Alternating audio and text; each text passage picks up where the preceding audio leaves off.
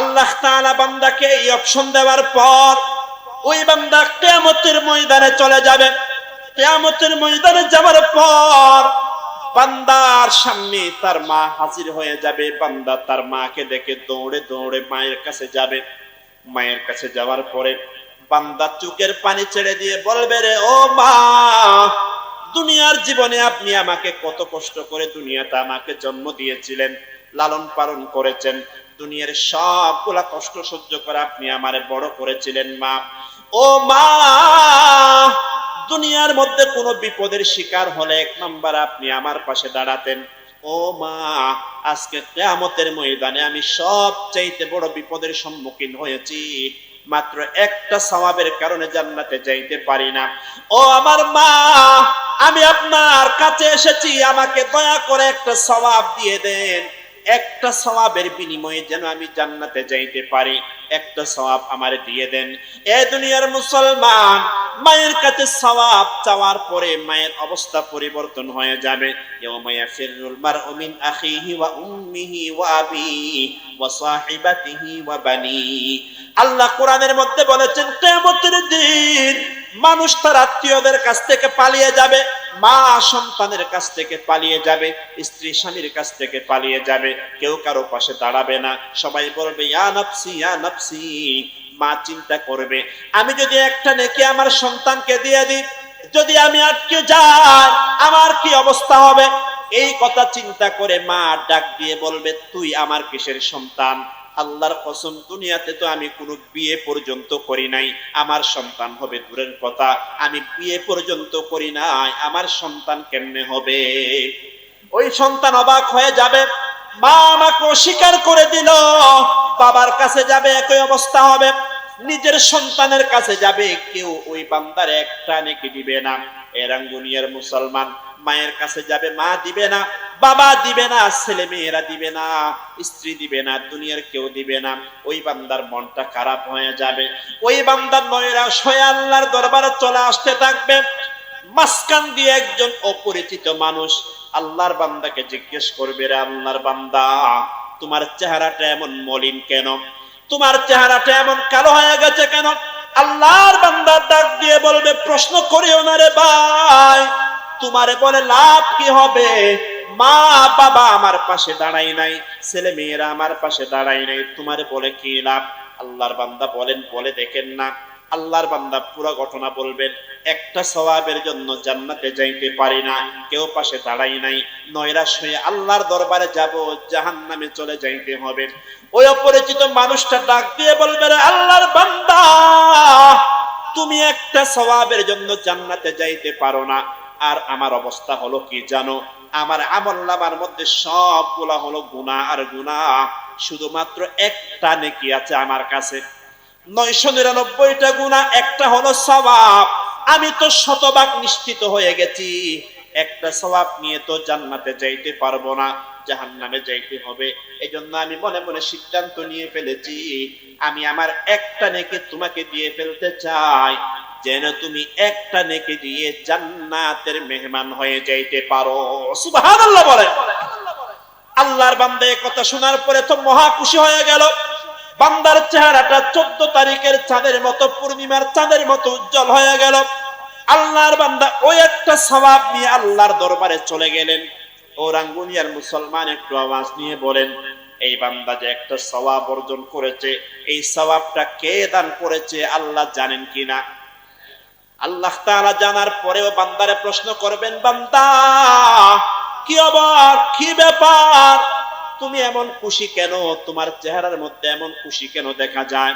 আল্লাহর বান্দা বলবেন, আল্লাহ, আমি তো একটা সওয়াব নিয়ে আপনার দরবারে চলে এসেছি, আমার জন্য জান্নাতের ফয়সালা করে দেন। আল্লাহ ডাক দিয়ে বলবে, রে বান্দা, কিয়ামতের ময়দানে, আনফসির ময়দান, এই কঠিন ময়দানে তোমাকে একটা নেকি কে দিয়েছে বান্দা? তোমার মা বাবা দিয়েছে নাকি? আল্লাহর বান্দা বলবে, রে আল্লাহ, মা বাবা, ছেলে মেয়ে, আত্মীয় স্বজনরা তো কেউ দেয় নাই। একজন আল্লাহর বান্দা আমার বিপদ দেখে আমার একটা নেকি দিয়ে জান্নাতে যাওয়ার ব্যবস্থা করে দিয়েছে। সুবহানাল্লাহ। আল্লাহ ওই বান্দারে ডাকবেন, বান্দা এদিকে আয়। ওই বান্দা আসার পর আল্লাহ বলবেন, তুমি কি পাগল হয়ে গেছো? দুনিয়ার এত কাছের মানুষেরা একটা নেকি দিয়ে সহযোগিতা করে নাই, তুমি তোমার সওয়াবটা কেন দিয়ে দিলা? ওই বান্দা বলবে, রে আল্লাহ, আমি তো জানি একটা নেকি দিয়ে আমার জন্য জান্নাতে যাওয়ার সুযোগ হবে না। মনে মনে চিন্তা করলাম, আমি যাইতে না পারি, অন্তত আমার একটা সওয়াব দিয়ে এই বান্দা হলেও যেন জান্নাতে যাইতে পারে। এজন্য আল্লাহ দিয়ে ফেলেছে। আল্লাহ তখন ডাক দিয়ে বলবে, রে বান্দা, আমি আল্লাহ হলাম রহমানুর রহিম, বিসমিল্লাহির রহমানির রহিম। আমি আল্লাহ হলাম সবচাইতে বড় দয়ালু। একজন মায়ের অন্তরে সন্তানের প্রতি যেই পরিমাণ মায়া মুহাব্বত থাকে, আমার আল্লাহর অন্তরে বান্দার জন্য তার চেয়েও হাজার কোটি গুণ বেশি মুহাব্বত আল্লাহর অন্তরে আছে। সুবহানাল্লাহ। আল্লাহ ডাক দিয়ে বলবে, রে বান্দা, কিয়ামতের দিন তুমি আমার একজন বিপদগ্রস্ত বান্দার পাশে দাঁড়িয়েছো, একটা নেকি দিয়ে সহযোগিতা করেছো। আমি আল্লাহ জানিয়ে দিলাম, একটা নেকির কারণে ওই বান্দার জন্য তো জান্নাতের ফয়সালা করে দেব। সাথে সাথে তুমি যেহেতু কিয়ামতের ময়দানে, কঠিন ময়দানে আমার বান্দার পাশে দাঁড়িয়েছো, এটা আমি আল্লাহর কাছে এমন ভালো লেগেছে, আমি আল্লাহ তোমার কাছে একটা নেকি না থাকার পরেও তোমার জন্য জান্নাতের ফয়সালা করে দিলাম। সুবহানাল্লাহ বলেন। জান্নাত দু ज़ख से या रब क्या करो, आरज़ू है मैं तुझे देखा करो, ला इलाहा জোরে লা ইলাহা। আপনাদের রাঙ্গুনিয়াতে জিকির কি বড় আওয়াজ দিয়ে করলে কবিরা গুনাহ হয় না? বাইরে পুলিশ দাঁড়িয়ে আছে, জিকিরের আওয়াজ গেলে গ্রেফতার করবে, পুলিশ আসছে নাকি ভাই? তো ইমানদারের জিকিরের আওয়াজ তো হবে বাঘের মতো, সিংহের মতো, শিয়ালের মতো না, ঠিক কিনা বলেন না? ইমানদারদের জিকিরের আওয়াজ শুনে, নারায়ে তাকবীরের আওয়াজ শুনে দুনিয়ার সমস্ত বেঈমান নাস্তিক মুরতাদদের অন্তরটা বয়ে তরতর করে কাঁপতে আরম্ভ করবে, ঠিক কিনা বলেন? একটু মুহাব্বত নিয়ে জিকির করি, লা ইলাহা ইল্লাল্লাহ, জুরে লা ইলাহা।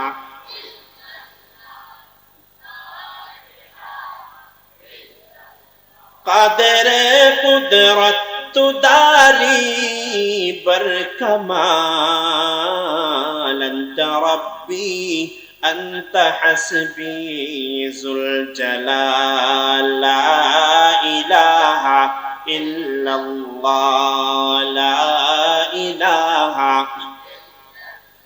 বিপ্লব মানে জীবন দেওয়া, বসে থাকা নয়, সে কোনদিন আসবে না রে, করো যদি বয়। বিপ্লব মানে জীবন দেওয়া, বসে থাকা নয়, সে কোনদিন আসবে না রে, করো যদি বয়। আসবে বিজয়, রক্ত আর জীবনের বিনিময়, আসবে বিজয়, রক্ত আর জীবনের বিনিময়। বিপ্লব মানে জীবন দেওয়া, বসে থাকা নয়, সে কোনদিন আসবে না রে, করো যদি বয়। লা ইলাহা ইল্লাল্লাহ, জুরে লা ইলাহা, লা ইলাহা ইল্লাল্লাহ মুহাম্মাদুর রাসূলুল্লাহ। মুহাব্বত নিয়ে বলি সাল্লাল্লাহু আলাইহি ওয়াসাল্লাম। তাহলে আল্লাহর আদালতে কিয়ামতের দিন মানুষ চার দলে বিভক্ত হয়ে যাবে। 4 নাম্বার বলেছিলাম, যারা জাহান্নামে যাওয়ার পরে গুনাহে কবিরার কারণে জাহান্নামে যাবে, আল্লাহ তাআলা মেহেরবানি করে তাদেরকে আবার জান্নাত দান করবেন। এমন কত প্রকার মুসলমানের কথা হাদিসে আছে? বলেন কত প্রকার? 17 প্রকার। বলেন কত প্রকার? 17 প্রকার। আল্লাহর পয়গম্বর বললেন এই 17 প্রকারের 1 নাম্বার প্রকার, قال رسول الله صلى الله عليه وسلم لا يدخل الجنة جسد غذي بالحرام। আল্লাহর পয়গম্বর বললেন ওই শরীর জান্নাতে যাবে না, ওই শরীরের জন্য জান্নাত হারাম। যেই শরীরের ভিতরে হারামের কোন অংশ ঢুকবে, যেই মানুষটা হারাম খাবে, যেই মানুষ হারাম ভাবে টাকা পয়সা ইনকাম করবে, হারাম ভাবে সুদের মাধ্যমে, ঘুষের মাধ্যমে, অন্যায় ভাবে টাকা পয়সা ইনকাম করবে, শরীরের ভিতরে হারাম ঢুকাবে, ওই শরীরের জন্য আল্লাহ তাআলা জান্নাত হারাম করে দিবেন। বলেন নাউজুবিল্লাহ। আল্লাহ তাআলা কোরআনুল কারীমের মধ্যে বলেছেন, ইয়া আইয়ুহার রুসুলু কুলু মিনাত তাইয়্যিবাত ওয়া'মালু সালিহা। আল্লাহ তাআলা নিজের নবীদেরকে সম্বোধন করে বলেন, হে আমার নবী এবং রাসূলরা, কুলু মিনাত তাইয়্যিবাত, আপনারা এক নম্বরে হালাল খাবেন, ওয়া'মালু সালিহা, দুই নম্বরে নেক আমল করবেন। তাহলে আল্লাহ তাআলা এক নম্বরে বলেছেন হালাল খাওয়ার কথা। আল্লাহ তাআলা বুঝাইতে চাইলেন, এ বান্দা, শুধু নামাজ পড়লে রোজা রাখলে হবে না, দ্বীনের কাজ করলে হবে না, তোমার ওই আমলগুলো আল্লাহর দরবারে কবুল হওয়ার জন্য এক নাম্বার শর্ত হলো তোমার রুটি রুজিগুলো হালাল হতে হবে। ঠিক না বলে? হারাম খেয়ে সুদের মাধ্যমে টাকা ইনকাম করে ওই টাকা আল্লাহর রাস্তায় দান করলে সওয়াব হবে দূরের কথা, উল্টা গুনাহ হবে। এজন্য আজকে আমাদের ইবাদত আল্লাহর দরবারে কবুল হয় না, দোয়া আল্লাহর দরবারে কবুল হয় না। তার অন্যতম কারণ হলো আমাদের ইনকামে, আমাদের রুটি রোজগারের মধ্যে সমস্যা আছে। এজন্য আল্লাহর দরবারে ইবাদত আমাদের কবুল হয় না। ঠিক না? বড় করে বলেন। আল্লাহ আমাদের আয় রোজগার হালাল ভাবে ইনকাম করার তৌফিক দান করেন। বড় করে বলি আমিন। তাহলে 17 নম্বরের মধ্যে 1 নাম্বার হলো যারা হারাম খাবে, যারা হারাম ইনকাম করে। 2 নাম্বার, ক্বালা রাসূলুল্লাহ সাল্লাল্লাহু আলাইহি ওয়াসাল্লাম, লা ইয়াদখুলুল জান্নাতা কাতিউর রাহিম। 2 নাম্বার, যারা ডাইরেক্ট জান্নাতে যেতে পারবে না, প্রথমে জাহান্নামে যাওয়া লাগবে। 2 নাম্বার হলো ওই ইমানদার যারা দুনিয়ার জমিনে আত্মীয়তার সম্পর্ক ছিন্ন করে ফেলেছে, যাদের সাথে চাচার সাথে সম্পর্ক নাই, খালার সাথে সম্পর্ক নাই, ফুফির সাথে সম্পর্ক নাই, দুনিয়ার সাধারণ টাকা পয়সার জন্য, দুনিয়ার সাধারণ জায়গা জমির জন্য নিজের রক্তের সম্পর্ক ছিন্ন করে ফেলে। আছেন নাকি নাই বলেন? ফুফির সাথে কোনো যোগাযোগ নাই, আত্মীয়দের সাথে কোনো যোগাযোগ নাই। এরে আল্লাহর বান্দা, আল্লাহর পয়গম্বর অন্য হাদিসে বলেন, ওয়াফু আম্মান যালামাকা ওয়াসিল মান কাতাআকা ওয়া আহসিন ইলা মান আসাআ ইলাইক। এরে আল্লাহর বান্দা, যে আপনার উপর জুলুম করেছে তাকে আপনি মাফ করে দেন। ওয়াসিল মান কাতাআক, যে আপনার সাথে সম্পর্ক ছিন্ন করে ফেলেছে তার সাথে সম্পর্ক তৈরি করে নেন। ওয়া আহসিন ইলা মান আসাআ ইলাইক, যে আপনার সাথে খারাপ আচরণ করেছে তার সাথে আপনি ভালো আচরণ করেন। এই কারণে দুনিয়ার মধ্যে আপনার সম্মান নষ্ট হলেও কাল কিয়ামতের দিন কোটি মানুষের সামনে আপনার সম্মান বাড়িয়ে দিবেন কে? এজন্য আল্লাহর বান্দা নিজের আত্মীয় স্বজনদের সাথে সম্পর্ক তৈরি করেন। আল্লাহর পয়গম্বর অন্য হাদিসের মধ্যে বলেছেন, দুনিয়ার কোন মুসলমান যদি চায় তার হায়াতের মধ্যে বরকত হোক, তার রিজিকের মধ্যে বরকত হোক, এই কথা যদি দুনিয়ার কোন মুসলমান চায়, ফালিয়াসিন রহিমা, সে যেন তার আত্মীয় স্বজনদের সাথে সম্পর্ক রাখে। আত্মীয় স্বজনদের সাথে যখন সম্পর্ক রাখবেন, আপনার হায়াতের মধ্যে আপনার রুটি রোজগারে বরকত দিয়ে দিবেন কে?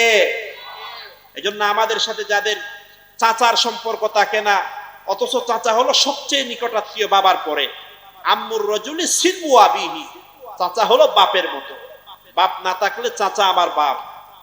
এজন্য আত্মীয়দের সম্পর্ক রাখা, আত্মীয়দের খোঁজ খবর নেওয়া, অসহায় হলে সাহায্য সহযোগিতা করা, এটা হলো মুসলমানদের পরিচয়। যারা এটা করবে না তারা ডাইরেক্ট জান্নাতে যাইতে পারবে না, প্রথমে জাহান্নামে যাইতে হবে, পরে জান্নাতে যাবে।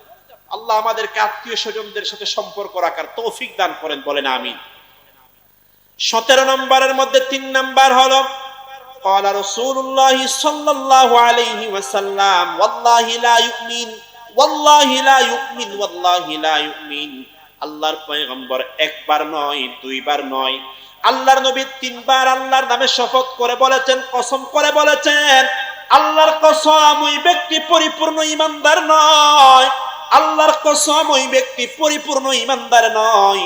আল্লাহর কসম, ওই ব্যক্তি পরিপূর্ণ ঈমানদার নয়। সাহাবায়ে কেরাম অবাক হয়ে গেলেন, প্রশ্ন করলেন, ওয়ামান ইয়া রাসূলুল্লাহ, ওই হতভাগাকে যার জন্য আপনি 3 বার কসম করেছেন?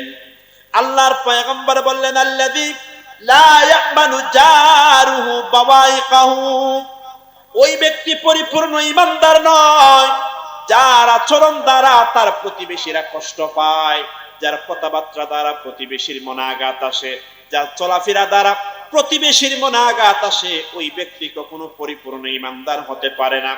অন্য হাদিসে আল্লাহর নবী বলেছেন, লা ইয়াদখুলুল জান্নাহ মান লা ইয়ামানু জারুহু বাওয়াইকাহু, ওই ব্যক্তি জান্নাতে যাবে না যার আচরণ দ্বারা তার প্রতিবেশীরা নিরাপদ থাকে না।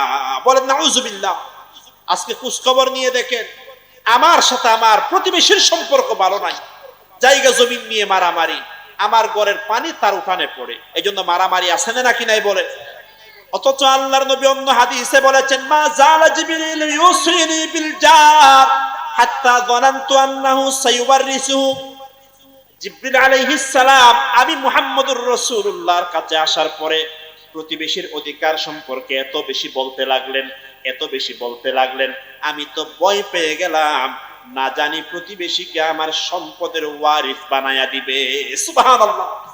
এজন্য মুসলমান, প্রতিবেশীর সাথে যদি মাঝে মধ্যে ঝগড়া হয়, প্রতিবেশীর সাথে ঝগড়া তো হবে, কারণ একটা গাছের মধ্যে দুইটা শাখা যখন, টেইল যখন থাকে, একটার সাথে আরেকটা ধাক্কা লাগে কিনা, হবে। কিন্তু নবীজি হাদিসের মধ্যে চমৎকার ভাষায় বলেছেন, মান তারাকাল মিরাআ ওয়া হুয়া মুবতিলুন। কোন সময় আপনার সাথে প্রতিবেশীর একটা কারণে ঝগড়া হলো, পরে আপনি চিন্তা করে দেখলেন আমি তো মিথ্যা, মানে আমার প্রতিবেশী এই বিষয়ে সত্যের উপর, আপনি এটা জানার পরে তার সাথে আর ঝগড়া করেন নাই। নবীজি বলেছেন, বুনিয়া লাহু বাইতুন ফি রাবাজিল জান্নাহ, যেই ব্যক্তি নিজে অন্যায় মনে করে প্রতিবেশীর সাথে আর ঝগড়া করে না, আল্লাহ তাআলা ওই বান্দার জন্য জান্নাতের কিনারার মধ্যে একটা রাজপ্রাসাদ বানায়া দিবেন। বলেন সুবহানাল্লাহ। ওয়া মান তারাকাল মিরাআ ওয়া হুয়া মুহিক্কুন বুনিয়া লাহু ফি ওয়াসাতিহা, আর যে ব্যক্তি প্রতিবেশীর সাথে ঝগড়া করে না, অথচ জানে সে সত্যের উপরে আছে, একটা বিষয়ে ঝগড়া হলো, আপনি জানেন আপনি সত্যের উপর আছেন, তারপরেও বললেন ঝগড়া করব না, যদি এটা করতে পারেন, নবীজি বলেছেন আল্লাহ তাআলা ওই বান্দার জন্য জান্নাতের মাঝখানে একটা রাজপ্রাসাদ তৈরি করে দিবেন। বলেন সুবহানাল্লাহ। ওয়া মান হাসুনা খুলুকুহু বুনিয়া লাহু ফি আলাহা, আর যেই ব্যক্তির চরিত্র সুন্দর হবে, ওই ব্যক্তির জন্য আল্লাহ তাআলা জান্নাতের সবচাইতে দামি জায়গার মধ্যে রাজপ্রাসাদ তৈরি করে দিবেন। সুবহানাল্লাহ। এজন্য আল্লাহ আমাদেরকে প্রতিবেশীর সাথে ভালো সম্পর্ক রাখার তৌফিক দান করেন। সবাই বড় করে বলেন আমিন। তাহলে 3 নাম্বার হলো, যার সাথে প্রতিবেশীর ভালো সম্পর্ক নাই, ওই ব্যক্তি সরাসরি জান্নাতে যাইতে পারবে না, জাহান্নাম থেকে জান্নাতে আসতে হবে। আর 4 নাম্বার, আল্লাহর পয়গম্বর বলেন, ক্বালা রাসূলুল্লাহ সাল্লাল্লাহু আলাইহি ওয়াসাল্লাম, সালাসাতুন লা ইয়াদখুলুনাল জান্নাহ আল আক্কু লিওয়ালিদাইহি ওয়াদ দায়ুস ওয়ার রাজুলাতু মিনান নিসা। 4 নাম্বার, নবীজি বলেছেন 3 প্রকারের মানুষ, তাদের জন্য জান্নাতে প্রবেশ করার অনুমতি হবে না। 1 নাম্বার, দুনিয়ার ওই ছেলে মেয়ে যারা মা বাবার সাথে নাফরমানি করে। বলেন নাউজুবিল্লাহ। তাহলে দুনিয়ার ওই সন্তানেরা যারা যত ইবাদত করুক না কেন, যত হজ করুক না কেন, মা বাবার সাথে নাফরমানি করলে জবান খুলে বলেন তার ঠিকানা হবে জান্নাত না জাহান্নাম। এইজন্য দুনিয়ার সন্তানেরা, দুনিয়ার ছেলে মেয়েরা নামাজ দোয়া পড়লে হবে না, নামাজ দোয়ার মতো আরেকটা জরুরি বিষয় হলো মা বাবার সাথে ভালো আচরণ করা। ঠিক কিনা বলেন? এইজন্য আল্লাহর রাসূল বললেন 3 ব্যক্তি জান্নাতে যাবে না। 1 নাম্বার হলো মা বাবার অবাধ্য সন্তান, 2 নাম্বার হলো দায়ুস। দায়ুস যে নিজের স্ত্রীদেরকে, নিজের মেয়েদেরকে পর্দার ভিতরে রাখে না, নিজের স্ত্রীদেরকে, ছেলে মেয়েদেরকে পর্দার বিধান শিক্ষা দেয় নাই, ওই স্বামীর জন্য, ওই বাবার জন্য জান্নাত হারাম করে দিবেন কে? 3 নাম্বার হলো ওয়াররাজিলাতু মিনান নিসা, ওই মহিলারা যারা পুরুষদের বেশ ধারণ করে। এর আঙ্গুনিয়ার মুসলমান, এখন আধুনিক জামানা শুরু হয়েছে। একটা মানুষ আপনি দেখবেন দোকানে দাঁড়িয়ে আছে, ছোট ছোট চুলগুলা কেটে ফেলা হয়েছে, জিন্সের প্যান্ট, জিন্সের শার্ট গায়ে দিয়ে দাঁড়িয়ে আছে, পিছন দিক দিয়ে দেখে মনে করেছেন সলিমউদ্দিন। এজন্য গিয়ে তার কাঁধে হাত রাখলেন, বললেন ভাই সলিমউদ্দিন কেমন আছেন? পিছনে হাত রাখার পরে যখন তার চেহারা দেখলেন এটা সলিমুদ্দিন না, এটা হলো সকিনা বেগম। কি বেগম? আপনি ড্রেস দেখে, জিন্সের প্যান্ট আর শার্ট দেখে মনে করেছিলেন সকিনা বেগম, সলিমুদ্দিন পুরুষ মনে করেছেন। সামনে দেখার পরে দেখলেন এটা তো পুরুষ না, এটা তো মহিলা। আল্লাহর পয়গম্বর বলেছেন যে এই সমস্ত মহিলারা পুরুষের বেশ ধারণ করে, আবার উল্টা দিকে যেই সমস্ত পুরুষেরা আবার মহিলার বেশ ধারণ করে, ওই পুরুষের উপর আল্লাহর লানত, ওই মহিলার উপর আল্লাহর লানত। পুরুষ মানুষ মহিলার বেশ ধারণ করা আমাদের সমাজে আছে নাকি নাই বলেন? কান ফুল দেওয়া কার কাজ? মহিলার কাজ না পুরুষের কাজ? কিন্তু এখন কতগুলা বেড়ি মার্কা পুরুষ বের হয়েছে, দেখবেন কান ফুল দেয়, নাক ফুল দেয়, হাতের মধ্যে খারু খামফুল পরে আছে নাকি নাই বলেন? আল্লাহ পুরুষ বানাইছে এই জন্য ভালো লাগে না, আল্লাহ বেড়া বানাইছে ভালো লাগে না, বেড়ি হওয়ার জন্য এগুলা পড়ে। এদের মতো নিকৃষ্ট মানুষ আল্লাহর জমিন আর হতে পারে না, এদের ঠিকানা হবে জাহান্নাম। বড় করে বলেন নাউজুবিল্লাহ। আল্লাহ আমাকে পুরুষ বানিয়েছেন, আমাকে পুরুষের মতো থাকতে হবে।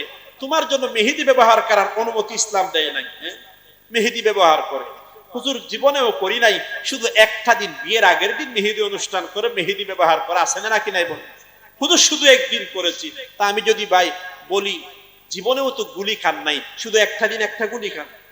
এবং পাগল একদিন গুলি খাবার মতো পাগল আসেনি দুনিয়াতে। একটা পাগল যেমন গুলি খায় না, তদ্রুপ জীবনে যেমন মেহেদি ব্যবহার করা আপনি পুরুষের জন্য হারাম, তদ্রুপ আপনার জন্য বিয়ের আগের দিনও মেহেদি ব্যবহার করা হারাম। এই জন্য পুরুষ মানুষ পুরুষের মতো থাকবে, মহিলা মহিলার মতো থাকবে। একজন আরেকজনের বেশ ধারণ করলে তাদের উপর আল্লাহ এবং তার রাসূলের লানত, তাদের জন্য জাহান্নাম ওয়াজিব হয়ে যাবে। বলেন নাউজুবিল্লাহ। তাহলে 4 নাম্বার হলো 3 শ্রেণীর মানুষের কথা নবী হাদিসের মধ্যে বলেছেন। 1 নাম্বার অবাধ্য সন্তান, 2 নাম্বার হলো দাইয়ুস, যে তার অধীনস্থ মহিলাদেরকে পর্দার ভিতরে রাখে না, 3 নাম্বার ওই মহিলারা যারা পুরুষের বেশ ধারণ করে। আল্লাহ আমাদেরকে এই শ্রেণী হওয়ার থেকে হেফাজত করেন। জবান খুলে বলেন আমিন। এটা হলো 4 নাম্বার। 5 নাম্বার আল্লাহর নবী ইরশাদ করলেন, লাইসাল মুমিনু বিত্তাআন ওয়ালাল লাআন ওয়ালাল ফাহিশি ওয়ালাল বাযী। 5 নাম্বার হলো আল্লাহর পয়গম্বর বলেছেন, যাদের মুখের ভাষা খারাপ, যারা অশ্লীল ব্যবহার করে, গালি দেয়, মানুষদের সাথে খারাপ আচরণ করে, ওই মানুষদের জন্য আল্লাহ তাআলা জান্নাত হারাম করে দিয়েছেন। বলেন নাউজুবিল্লাহ। গালি দেওয়া, মানুষের সাথে খারাপ আচরণ করা, বলেন এটা কি জান্নাতি মানুষের আলামত না জাহান্নামী মানুষের আলামত? লাম ইয়াকুন রাসূলুল্লাহ সাল্লাল্লাহু আলাইহি ওয়াসাল্লাম লাআনা ওয়ালা ফাহাশা। আল্লাহর নবী জীবনেও কাউরে লাআনত দেন নাই, আল্লাহর নবী কাউরে অভিশাপ করেন নাই, কাউরে গালি দেন নাই, কাউরে মা বাবার নাম ধরে গালি দেন নাই। কিন্তু আমাদের সমাজে এমন এমন মুসলমানও আছে যাদের প্রতিদিন হাজার হাজার গালি যাদের জবান থেকে বের হয়, আছে নাকি নাই বলেন? শুধু মুসলমান আছে না, আমাদের মতো অনেক বক্তাও আছে, জুব্বা গায়ে দিয়ে মানুষের সামনে ওয়াজের মঞ্চে বসে ওয়াজের শুরু থেকে শেষ পর্যন্ত শুধু গালি আর গালি, গালির উপর পিএইচডি করেছে এমন বক্তাও বাংলাদেশে আছে নাকি নাই বলেন? বাংলাদেশে না, বিশেষ করে আপনাদের রাঙ্গুনিয়াতে একটা ছিল, একটা আছে, রাঙ্গুনিয়াতে একটা আছে নাকি নাই বলেন? এরা কি আপনাদের রাঙ্গুনি? এটা তো আপনাদের রাঙ্গুনিয়ার মাল না, আপনাদেরটা ছিল আবুল কালাম বয়ানি। কি এখন আবুল কালাম বয়ানের যার সন্তান আর একটা তৈরি হয়েছে, যার নাম হলো জাহাঙ্গীর হুজুর নামে আরেক বেয়াদব তৈরি হয়েছে, ঠিক না বলেন? আমার বুঝে আসে না এই সমস্ত মানুষ কেমনে ওয়াজ করতে বসে 1 ঘন্টা বয়ান শুনবেন, কোরআন হাদিসের একটা আয়াত পাবেন দূরের কথা, হাদিসের কোন অংশ পাবেন দূরের কথা। কোরআন হাদিস না পাইলে কি হবে? আপনি গালির একটা জীবন্ত ডিকশনারি পেয়ে যাবেন, ঠিক না? বড় করে বলেন। কোরআন হাদিস পড়েন, এটা ভালো কাজ। কারণ একটা কোরআনের আয়াত পড়েছিল একবার ভুলে কোন ওয়াজের মধ্যে, ওয়া কাযা রাব্বুকা আল্লা তা'বুদু। এখন এই আয়াত পড়ার পরে এমন ভাবে তার কেরাত যে ভুল, আলেমরা তো ভুল ধরেছে, এলাকার সাধারণ মানুষ যারা 3 দিন তাবলিগে গেছিল, 10 দিন তাবলিগে গেছিল, এরাও তো বলে এগুলা কি কোরআন তেলাওয়াত নাকি? এটা তো জিবরিল যে কোরআন নবীর কাছে নিয়ে এসেছে, এই কোরআন না, এটা মনে হয় ওই জাহাঙ্গীরিয়া দরবারের মধ্যে নতুন ভাবে শয়তানে নাজিল করছে, ঠিক না? বড় করে বলে। যেই মানুষটার কোরআন তেলাওয়াতটা শুদ্ধ নাই, যে মানুষের তেলাওয়াতের ভিতরে পুরোটাই লাহানে জলি, যেই তেলাওয়াত নিয়ে নামাজ পড়লে আল্লাহর কসম নামাজ হবে না, ওই বেয়াদব আবার ওয়াজ করতে বসে, মানুষ আবার তার ওয়াজ শুনে, এটা হলো কিয়ামতের অন্যতম একটা বড় আলামত। ঠিক না? বড় করে বলে। এমনি তো ওয়াজের মঞ্চে বসে শুধু বাহাজের চ্যালেঞ্জ দেয়, বলে আমার সাথে বাহাজ করো বাহাজ করো। তা আমাদের এক হুজুর যখন বাহাজ টাহাজ বাদ দিয়ে যখন জারজ সন্তান বলেছিল, বলে আমাকে জারজ সন্তান বলার কারণে তোমার বিরুদ্ধে 3টা মামলা করা হবে। এখন ওই জাহাঙ্গীর হুজুর মোমবাতির মতো নরম হয়ে গেছে, বলে আমারে মাফ করে দেন মাফ করে দেন। ঠিক না? বড় করে বলেন। এগুলা মুসলমান যারা কথায় কথায় আরেকজনের কাফের বলে, কথায় কথায় আরেকজনের গুমরা বলে। নবীজি হাদিসের মধ্যে পরিষ্কার ভাষায় বলেছেন, খুব ভালো করে শুনেন, আপনি কোন মুসলমানকে কাফের অপবাদ দিলেন, বলে তুই কাফের, বাস্তবে যাকে কাফের বলেছেন সে বাস্তবে কাফের না, সে মুসলমান। তো নবীজি বলেছেন তুমি যাকে কাফের বলেছো সে যদি কাফের না হয়, ওই অপবাদটা তোমার গায়ের উপরে পড়বে, তুমি নিজেই কাফের হয়ে যাবে। বলেন নাউজুবিল্লাহ। এই যে এরা যে মাহফিলে বসে বসে বলে যারা জশ্নে জুলুস ঈদ মিলাদুন নবী করে না তারা কাফের, যারা দাঁড়িয়ে দরুদ শরীফ পড়ে না তারা কাফের, যারা সালাতুনিয়া পড়ে না তারা কাফের, এদের তালিকা দেখলে মনে হবে বাংলাদেশে দুনিয়াতে শুধু কয়েক হাজার এরা মুসলমান আছে, দুনিয়ার সব মুসলমানরা তাদের কথা অনুযায়ী কাফের তালিকার মধ্যে পড়ে যাবে। ঠিক কিনা বলেন? আমার আরেকটা বিষয়ে সন্দেহ, জাহাঙ্গীর হুজুরকে দেখবেন সকালে একবার লাইভে আসে, সন্ধ্যায় একবার আসে, রাতে একবার আসে, যারা তার নামে টিকটক করে তাদেরকে নিয়েও লাইভে আসে। কিন্তু এই পর্যন্ত আমি দেখি নাই এই যে যারা নিজেদেরকে সুন্নি দাবি করে এদের জবান থেকে এই পর্যন্ত একবারও ফিলিস্তিনের মুসলিম মুসলমানদের জন্য 1 মিনিট কথা বলতে ওই সমস্ত বেয়াদবদেরকে আমরা দেখি নাই। ঠিক না? বড় করে বলে। তুমি তোমার সমস্ত আজে বাজে কাজকর্ম নিয়ে লাইভ আসতে পারো, কই তোমাকে তো দেখলাম না ফিলিস্তিনের মুসলমানদের জন্য 1 মিনিট দোয়া করতে, ইসরায়েলের জালেমদের বিরুদ্ধে 1 মিনিট কথা বলতে, এগুলা তো দেখলাম না। তোমার কি তোমার দাখিলের সার্টিফিকেট, আলিমের সার্টিফিকেট কতবার দেখাচ্ছে, সাংবাদিক ডেকে ডেকে লাইভে এনে দেখাচ্ছে। ও দুনিয়ার মুসলমান, ও দুনিয়ার মুসলমান ভাইয়েরা, এখন সাধারণ মুসলমানরাও বুঝতে শুরু করেছে যে এই সামনে কতদিন আগে মেহেরিয়া মাদ্রাসার বার্ষিক সভা হলো, পুরা বয়ান শুনলাম, কই সেখানে তো কোনো হুজুর তাদেরকে গালি দিল না, কিন্তু এদের মাহফিলে গেলে দেখবেন শুরু থেকে শেষ পর্যন্ত না কোরআনের আয়াত না হাদিসের কোনো কিছু আছে, শুধু আমাদেরকে কাফের বলতে বলতে পুরা বয়ানটা শেষ করে দেয়। ঠিক কিনা বলেন? এজন্য ভাই নবীজি সাল্লাল্লাহু আলাইহি ওয়াসাল্লাম বলেছেন, লাইসাল মুমিনু বিত্তাআন ওয়ালা বিল্লাআন ওয়ালা বিল ফাহিশ। ইমানদারের স্বভাব কাউরে অভিশাপ করা নয়, ইমানদারের স্বভাব কাউকে গালি দেওয়া নয়, ইমানদারের স্বভাব কারো উপর বদদুয়া করা নয়। ইমানদারের স্বভাব হলো ভালো আচরণ করা, মানুষের সাথে মিল মোহাব্বতের সাথে থাকা, কারো ভুল দেখলে তা সংশোধন করে দেওয়া। আল্লাহ আমাদের ওই সমস্ত ভাইদেরকে হেদায়েত নসিব করেন। বড় করে বলি আমিন। আমার তো মনে হয় জাহাঙ্গীর হুজুরের লাইনে যারা আছে এরা ইসরায়েলের পক্ষে হবে। কিসের পক্ষে হবে? এটা আমার কথা না। বাংলাদেশে এখন এক শ্রেণীর আলেম আছে, আপনি ফেসবুকে চার্জ দিয়ে দেখবেন, আহলে হাদিস নামে। কি নামে? এই আহলে হাদিসদের বড় বড় ইমাম যারা, শাইখ যারা, ওনাদের বক্তব্য হলো যে ফিলিস্তিনের মধ্যে যে জিহাদ হচ্ছে এখানে নাকি ফিলিস্তিনের মুসলমানরা নাকি হকের উপরে নাই। নাউজুবিল্লাহ বলেন। তাহলে ফিলিস্তিনের মুসলমানরা হকের উপরে না থাকলে ইসরায়েলের ইহুদিরা হকের উপরে আছে? এদের একজন শাইখের বক্তব্য তো শুনলাম, বাইতুল মুকদ্দাস যিনি দ্বিতীয়বার বিজয় করেছিলেন, প্রথমবার বিজয় করেছিলেন হযরত ওমর রাদিয়াল্লাহু আনহু, দ্বিতীয়বার বিজয় করেছেন মুসলমানদের আরেকজন বীর বাহাদুর সুলতান সালাহউদ্দিন আইয়ুবী রাহমাতুল্লাহি আলাইহি। কয়েকদিন আগে একজন শাইখ বক্তব্য দিলেন সুলতান সালাহউদ্দিন আইয়ুবীর আকীদা নাকি ঠিক ছিল না। নাউজুবিল্লাহ বলেন।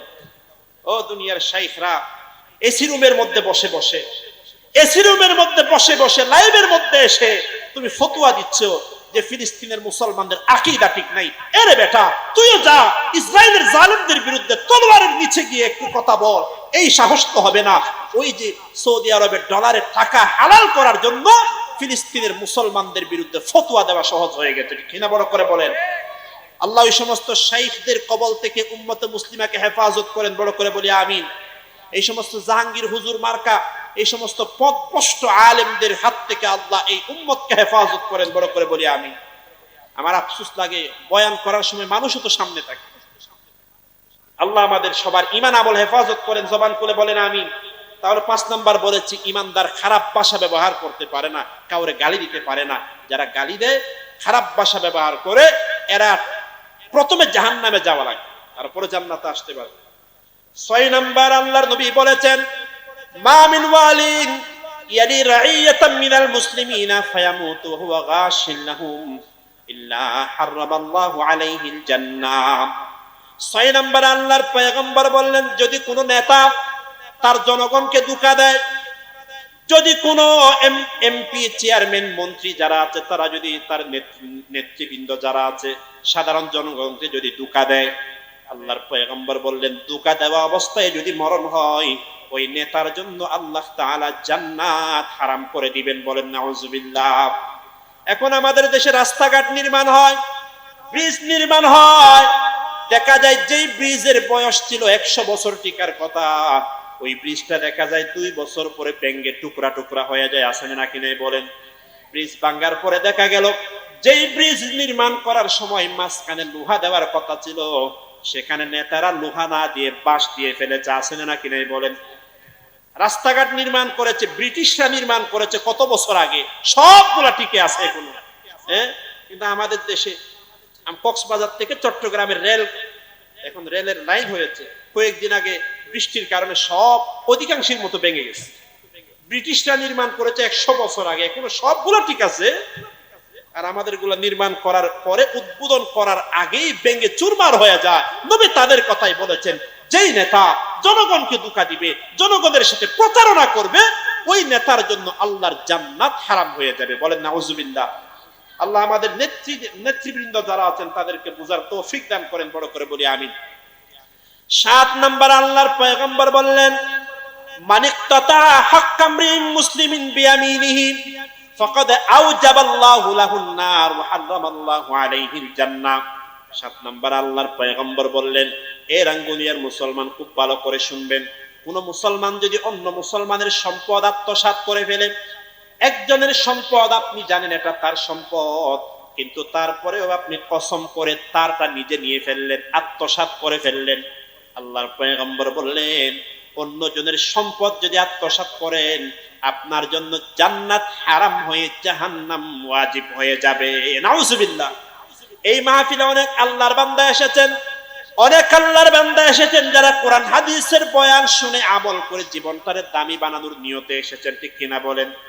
আবার এমন সলিমুদ্দিন ও আল্লাহর বান্দা কতগুলা এসেছেন যারা বয়ান শোনার নিয়তে আসেন নাই, যাদের নিয়ত হলো আখিরি মুনাজাত যখন হবে, সবাই যখন কান্না করবে, আল্লাহর বান্দা কান্না করতে করতে অস্থির হয়ে যাবে, ওই সময় বান্দার পকেট যখন একটু ফাঁকা হয়ে যাবে, মোবাইলটা চুরি করে নিয়ে যাবে, এই নিয়ত করে কতগুলো আল্লাহর বান্দা আসছে কিনা বলেন?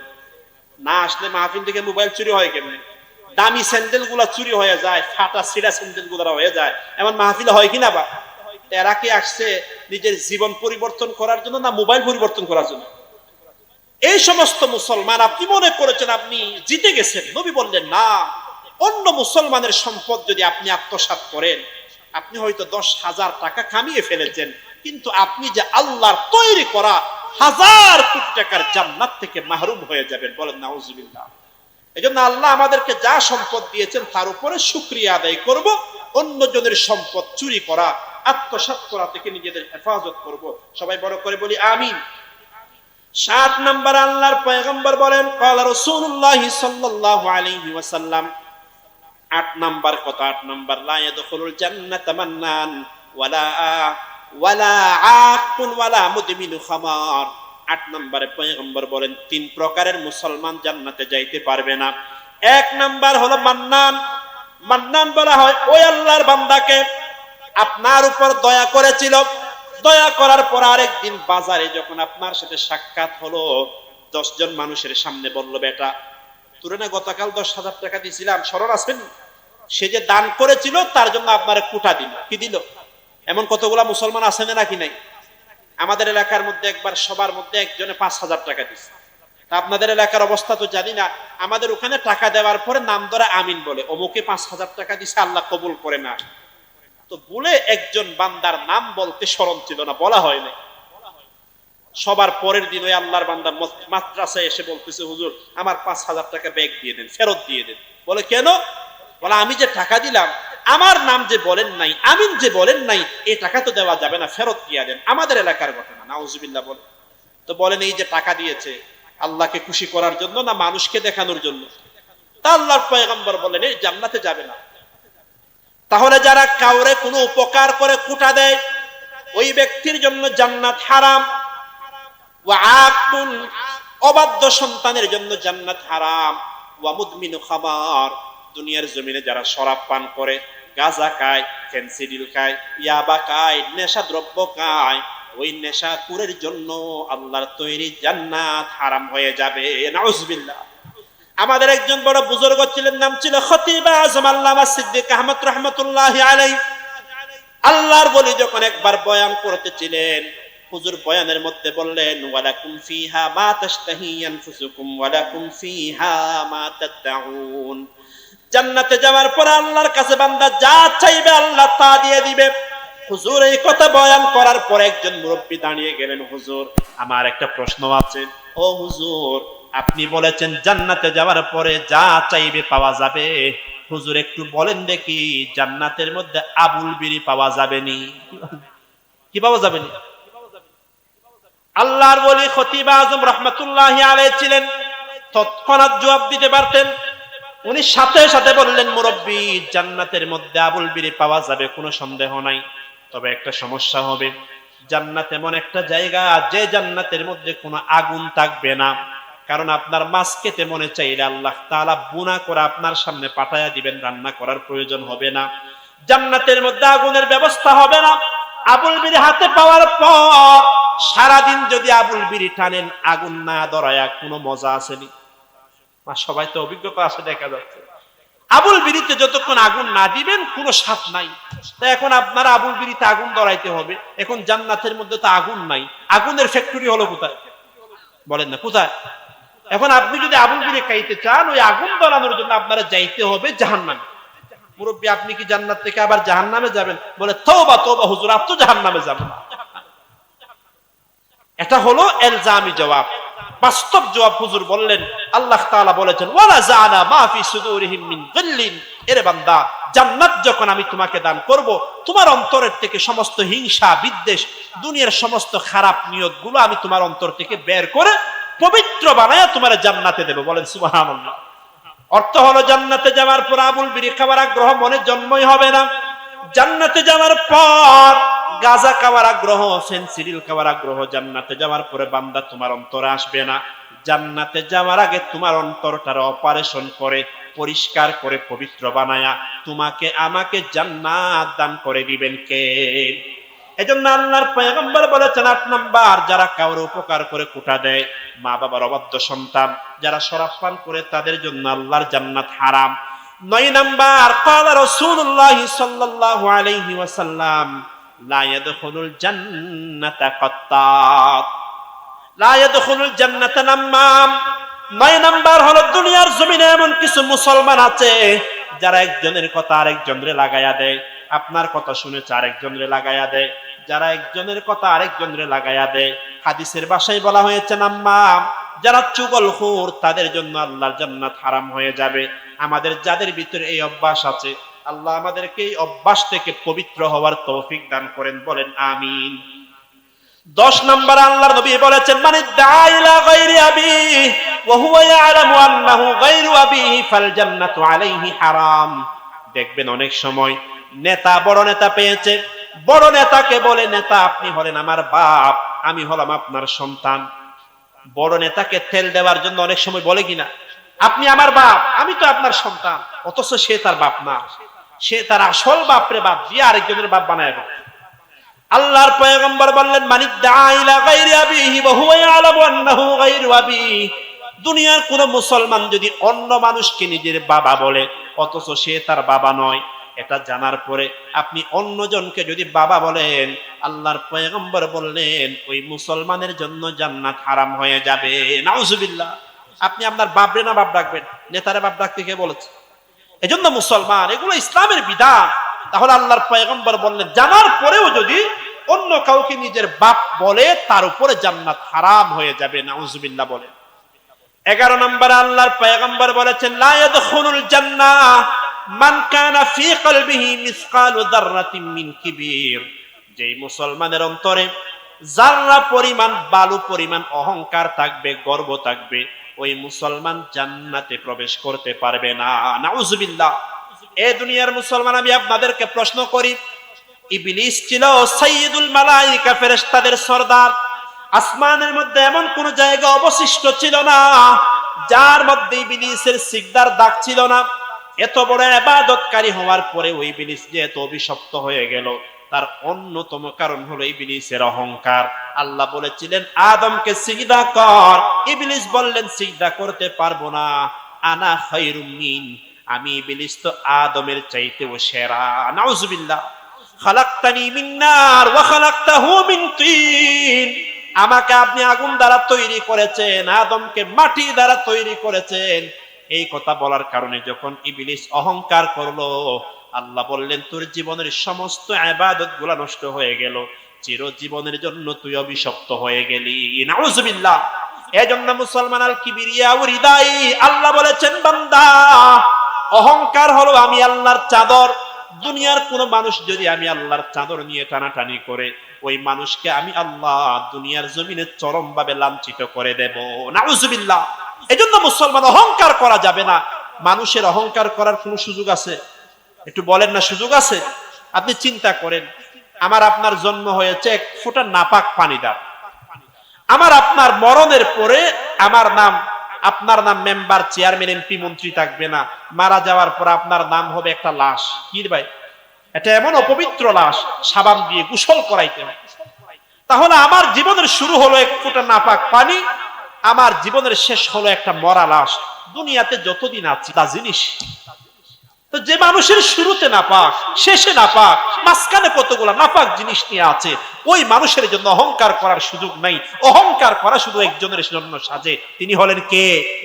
এজন্য যার অন্তরে বিন্দু পরিমাণ অহংকার থাকবে, তার জন্য আল্লাহ তাআলা জান্নাত হারাম করে দিবেন। আল্লাহ আমাদের অন্তরকে অহংকার মুক্ত বানায়া দেন। বড় করে বলি আমিন। 12 নম্বর, আল্লাহর পয়গম্বর বলেছেন কুল্লু উম্মতি ইয়াদখুলুনাল জান্নাতা ইল্লা মান আবা, আমার সমস্ত উম্মত জান্নাতে যাবে, শুধুমাত্র যারা অস্বীকার করবে তারা জান্নাতে যাবে না। সাহাবায়ে কেরাম বললেন ওয়া মাইয়াবা ইয়া রাসূলুল্লাহ, কারা অস্বীকার করেছে? আল্লাহর পয়গম্বর বললেন মান আতাআনি দাখালাল জান্নাহ, যারা আমার অনুসরণ করবে তারা জান্নাতে যাবে। ওয়া মান আসানি ফাকাদ আবা, আর যারা আমার অস্বীকার করেছে, সুন্নতের অস্বীকার করবে, তারা যাবে জাহান্নামে। বলেন নাউজুবিল্লাহ। এজন্য মুসলমান, নবীর সুন্নত হলো এমন একটা জিনিস, যেই সুন্নতের উপর আমি আপনি আমল করব, এই সুন্নত আমাকে আপনাকে আল্লাহর জান্নাত পর্যন্ত নিয়ে যাবে। সুবহানাল্লাহ। আর যারা সুন্নত অস্বীকার করবে তাদের ঠিকানা হবে জাহান্নাম। এটা ছিল 12 নাম্বার, যাদের জাহান্নামে যাইতে হবে। 13 নাম্বার, আল্লাহর পয়গম্বর বলেছেন মান তাআল্লামা ইলমান মিম্মা ইবতাগা বিহি ওয়াজহুল্লাহ লা ইয়াতাআল্লামুহু ইল্লা লিয়ুসিবা বিহি আরযাম মিনাদ দুনিয়া লাম ইয়াজিদ আরফাল জান্নাতি ইয়াওমাল কিয়ামাতি ইয়ানি রিহাহা। জবান খুলে বলেন, কোরআনের ইলম অর্জন করতে হবে, মাদ্রাসায় পড়ে কোরআন শিখতে হবে। কার জন্য? আল্লাহর পয়গম্বর বলেছেন দুনিয়ার কোন মানুষ যদি আল্লাহ ছাড়া অন্য কোন উদ্দেশ্যে ইলম অর্জন করে, ওই মুসলমানের জন্য জান্নাতের গ্রান পর্যন্ত আল্লাহ হারাম করে দিবে। নাউজুবিল্লাহ। এজন্য তাবলীগে যাব, মাদ্রাসায় পড়ব, মাহফিলে এসে বয়ান শুনবো, দুনিয়ার কাউকে খুশি করার জন্য না, দুনিয়ার মানুষ আমাকে আলেম বলবে এজন্য না, দুনিয়ার মানুষ আমাকে বড় আমলওয়ালা বলবে এজন্য না, একমাত্র কাকে খুশি করার জন্য। নিয়তের মধ্যে যদি সমস্যা হয়, জান্নাতে যাওয়া দূরের কথা, জান্নাতের গ্রান পর্যন্ত আল্লাহ হারাম করে দিবেন। বলেন নাউজুবিল্লাহ। 14 নাম্বার, এটা বিশেষ করে মহিলাদের জন্য। আল্লাহর পয়গম্বর বললেন আইয়ুমা ইমরাতিন সালাতিত তালাক মিন গায়রি মা বাসিন লাম তুরিহ রাইহাতাল জান্নাহ। এ রাঙ্গুনিয়ার মুসলমান, প্রত্যেক গ্রামের মধ্যে এমন কিছু মহিলা আছে যারা মানুষের ঘরে ঘরে গিয়ে বউদের মনে সন্দেহ ঢুকায়া দেয়। প্রত্যেক গ্রামে দেখবেন কিছু বাবি আছে, এ আপনার ঘরে আসবে, আসার পর আপনার বউয়ের শাড়ি দেখবে, বলবে বাবি শাড়ির দাম কত? বলে 5,000। তওবা তওবা, আমার জামাই আমার গত সপ্তাহে একটা কিনে দিয়েছে 20,000 টাকার শাড়ি। আপনার জামাই তো মনে হয় আপনারে তেমন ভালোবাসে না, না হলে মাত্র 5,000 টাকার শাড়ি দেয়। আপনার গত বছর কোনো গয়না কিনে দিছে, হারটা বলে দূর, আমার বিয়ে হয়েছে 7 বছরে, কোনো একটা পর্যন্ত আন্টিও কিনে দেয় না। নাউজুবিল্লাহ, আপনার জামাই মনে হয় আরেকটা বউ আছে। শুধুমাত্র ভাবি কতগুলো আছে পাশে, এদের কাজ হলো কি, আপনার বউয়ের কাছে এসে সন্দেহ ঢুকাইয়া দেওয়া, বউয়ের মনে শয়তানি বুদ্ধি ঢুকাইয়া দেওয়া, ঠিক কিনা বলেন? আপনি বাড়িতে যাওয়ার পরে দেখছেন নি কত বড় করে ঠিক বলতেছে, আল্লাহর বান্দার ঘরে খোঁজ খবর নিয়ে দেখেন এরকম কোন গন্ডগোল চলতেছে হবে। তো ওই আপনার স্ত্রী আপনার কাছে বারবার কি বলে, আমি তোমার ঘরে এসে কোনো শান্তি পাইলাম না, তুমি আমার তালাক দিয়ে ফেলো, আমার জন্য আরো অনেক ভালো ভালো জামাই আছে। শুধুমাত্র স্বামীর কাছে তালাক চায়, এমন মহিলা আছে না নাকি নাই? ওই সমস্ত মহিলাদেরকে পয়গম্বর বললেন, আইয়ুমা ইমরাতিন সালাতিত তালাক মিন গায়রি মা বাসিন, দুনিয়ার কোন মহিলা যদি স্বামীর কাছে বিনা কারণে তালাক চায়, বিনা কারণে তালাক চায়, শরীরে কোনো কারণ নাই, শুধুমাত্র শয়তানের দুকায় পড়ে স্বামীকে বলে আমারে তালাক দিয়ে দাও, তোমার চাইতে ভালো স্বামী পাবো, আমারে 10,000 টাকা দামের শাড়ি কিনে দাও নাই, 1 লাখ টাকা দামের গহনা কিনে দাও নাই, আমারে দামি দামি সোনো পাউডার কিনে দাও নাই, আমারে তালাক দিয়ে দাও। দুনিয়ার যেই মহিলা স্বামীর কাছে বিনা কারণে তালাক চায়, লাম তুরিহ রাইহাতাল জান্নাহ, ওই মহিলা জান্নাতের গ্রাণ পর্যন্ত পাবে না। নাউজুবিল্লাহ বলেন। এ দুনিয়ার মায়েরা, আল্লাহর নবীর বিবিদের জীবনী পড়েন, খাদিজাতুল কুবরা, ফাতেমা রাদিয়াল্লাহু আনহা, আয়েশা রাদিয়াল্লাহু আনহা, হযরত হাফসা রাদিয়াল্লাহু আনহা, হযরত আসিয়া রাদিয়াল্লাহু আনহা, এই সমস্ত জান্নাতি মহিলাদের জীবনী পড়েন, দেখবেন আপনার জীবনটাও তাদের নূরে নূরান্বিত করে দিবেন কে? আল্লাহর ওয়াস্তে ঘরের পাশের বাবিদের দুকার মধ্যে পড়বেন না, তাদের বিভ্রান্তিতে পড়বেন না। তাদের কথাগুলা যদি আপনি শুনেন, আপনার জান্নাতের সংসারটা ভেঙে তছনছ হয়ে আপনার সংসারটা জাহান্নামের একটা গর্ত হয়ে যাবে, ঠিক না বলেন?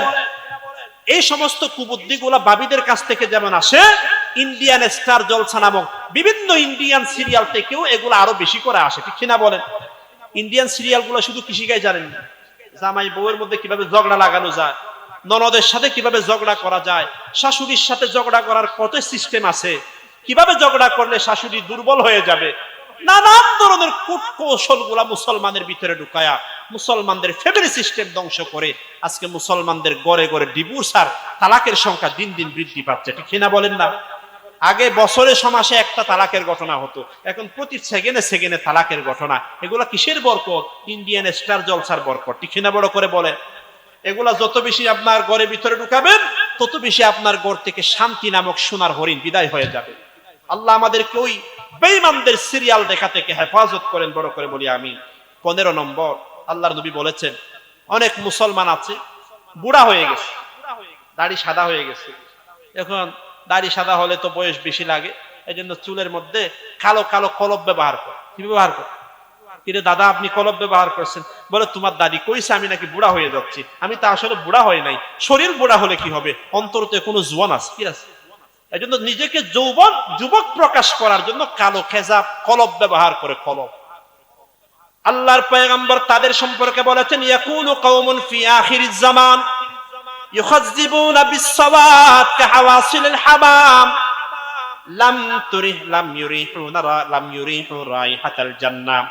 দুনিয়ার কিয়ামতের আগে এমন কিছু মানুষ আসবে যারা নিজেদেরকে যুবক প্রকাশ করার জন্য কালো কালো কলব ব্যবহার করবে।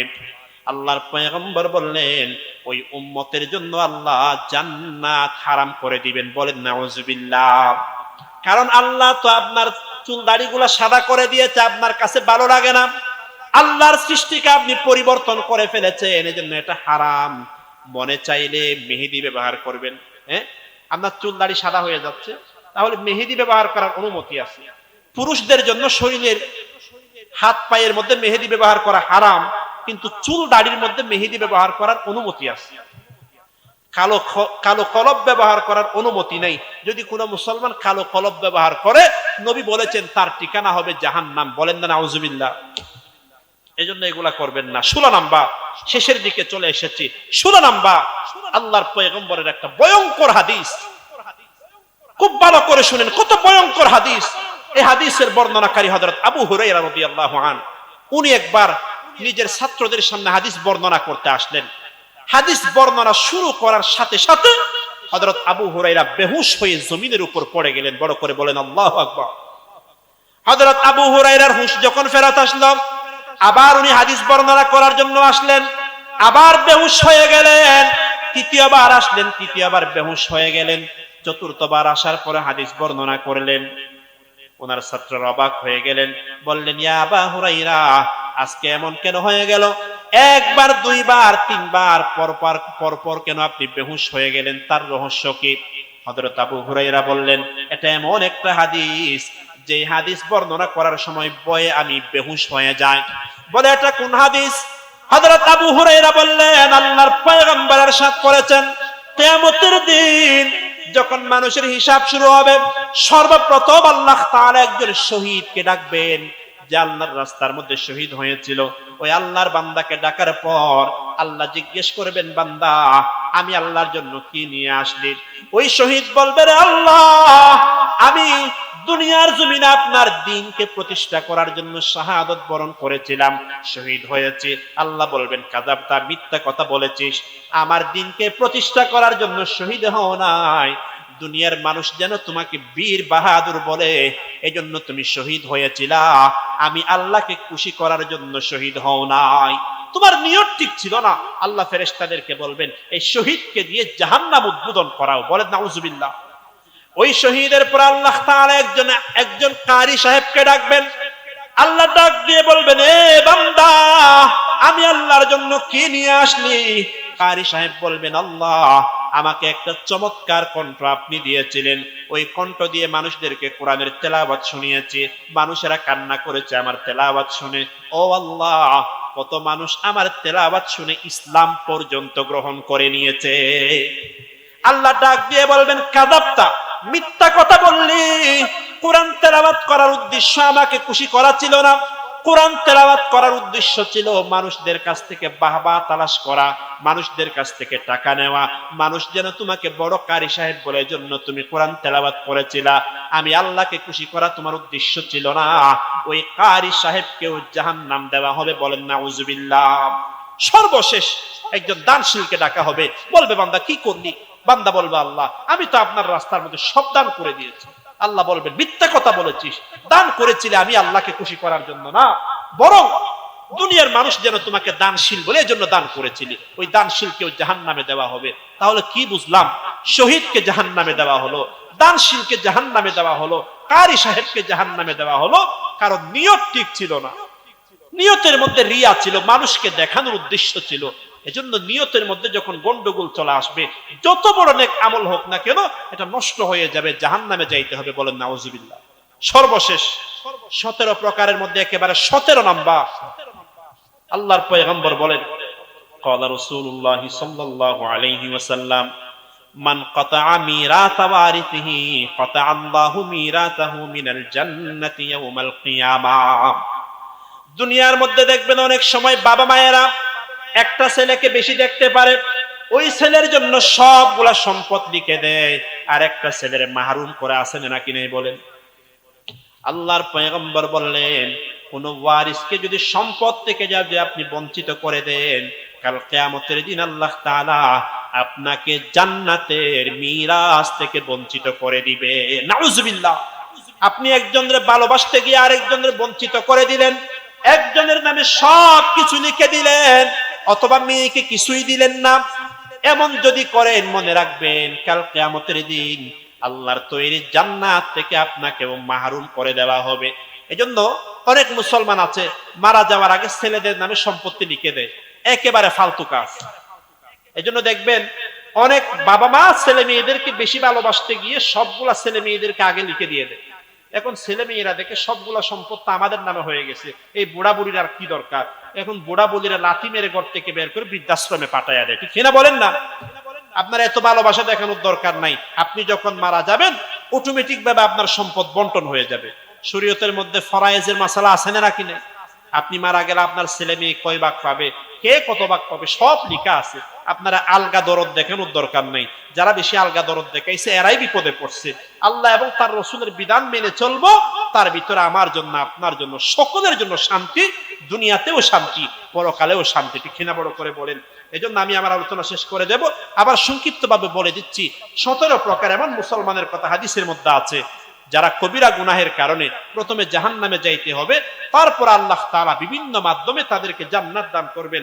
তার মধ্যে 1 নাম্বার ছিল যারা হারাম খাদ্য ভক্ষণ করে, 2 নাম্বার হলো যারা আত্মীয়তার সম্পর্ক ছিন্ন করে ফেলে, 3 নাম্বার হলো যারা প্রতিবেশীর সাথে খারাপ সম্পর্ক রাখে, ভালো সম্পর্ক রাখে না, 4 নাম্বার মাতা পিতার অবাধ্য সন্তান দাইয়ুস এবং ওই মহিলা যারা পুরুষের বেশ ধারণ করে, 5 নাম্বার যারা মানুষকে গালি দেয়, খারাপ ভাষা ব্যবহার করে, 6 নাম্বার যারা অধীনস্থ যারা আছে, নিচের মানুষদেরকে যে সমস্ত নেতারা ধোঁকা দেয়, 7 নাম্বার যারা অন্যজনের সম্পদ আত্মসাৎ করে, 8 নাম্বার যারা কাউকে কোনো উপকার করে কুটা দেয়, 9 নাম্বার চুগলখোর জান্নাতে যাবে না, 10 নাম্বার জানার পরেও যে অন্যজনকে নিজের পিতা বলে, 11 নাম্বার যারা অহংকার করে, 12 নাম্বার যারা রাসূলুল্লাহ সাল্লাল্লাহু আলাইহি ওয়াসাল্লামের নাফরমানি করে, 13 নাম্বার যারা দুনিয়ার উদ্দেশ্যে এলম অর্জন করে, 14 নাম্বার যে সমস্ত মহিলারা বিনা কারণে স্বামীর কাছে তালাক চায়, 15 নম্বর যারা মাথার মধ্যে কালো কলব ব্যবহার করে, 16 নাম্বার যাদের আমলের মধ্যে ইখলাস নাই, 17 নাম্বার যারা ওয়ারিসদেরকে সম্পদ থেকে মিরাস থেকে মাহরুম করে, এমন 17 প্রকার মুসলমানকে গুনাহের কারণে জাহান্নামে যাইতে হবে, ডাইরেক্ট জান্নাতে যাইতে পারবে না। আল্লাহ যেন আমাদেরকে এমন বড় বড় কবিরা গুনাহ থেকে আল্লাহ আমাদেরকে হেফাজত করেন, বড় করে বলি আমিন। জাহান্নামের আযাব বুক না করে ডাইরেক্ট জান্নাতে যাবার মতো আমল করার তৌফিক দান করেন, বড় করে বলি আমিন। ওয়া মা আলাইনা ইল্লাল বালাগুল মুবিন।